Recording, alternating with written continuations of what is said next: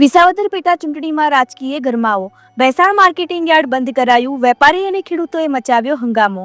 આપના તાલુકા પ્રમુખ કિશોર સાવલિયા સામે ફરિયાદ બાદ વાતાવરણ ગરમાયું. વાયરલ ઓડિયો ક્લિપ બાબતે કિશોર સાવલિયા સામે ખોટી ફરિયાદ કરતા હોવાનો આક્ષેપ. તાલુકા ભાજપ પ્રમુખ પ્રવીણ સોચિત્રા દ્વારા પોલીસ સ્ટેશનમાં કરાઈ હતી ફરિયાદ. ખોટી રીતે ઓડિયો ક્લિપ બનાવી આમ આદમી પાર્ટીને બદનામ કરતા હોવાનો આરોપ. ઓકે, હું કિશોર સાવલિયા માર્કેટિંગ યાર્ડમાં વેપાર કરું છું.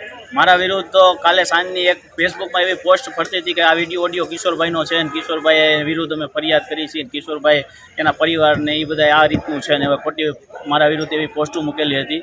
આજે ભેસાણ માર્કેટિંગ યાર્ડના વેપારીઓનો હું ખૂબ ખૂબ આભાર માનું છું કે મને મારી સાથે બધા જોડે ખંભે ખંભો મિલાવીને ઊભા રહ્યા અને અમે વેપારીઓએ યાર્ડનું કામકાજ બંધ રાખેલું હતું કે જ્યાં સુધી આ લોકો ખોટી ફરિયાદો આવી કરી અને પબ્લિકને ધમકાવવાની ડરાવવાની કોશિશ કરે છે વેપારીઓને.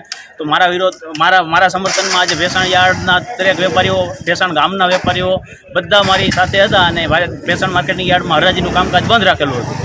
આજે એ લોકોએ અમને એવી બાંહેધરી આપી છે કે આ ફરિયાદ અમે હવે ખેંચી લઈ છીએ અને હવે પછી આવી ફરિયાદ નહીં કરીએ એવી બાંહેધરી આપ્યા પછી આજે અમે યાર્ડમાં માર્કેટિંગ યાર્ડમાં કામકાજ શરૂ કર્યું. ખાતરી કોણે આપી? ખાતરી ભૂપતભાઈ ભાયાણી આપી છે. અમારા યાર્ડના મોટા વેપારીઓએ ખાતરી લીધી છે કે હવે આવું નહીં કરે અને પ્રવીણભાઈ ખુદ જેણે પોસ્ટ મૂકી હતી એણે પણ ખાતરી આપી છે કે હવે પછી આવું નહીં બને.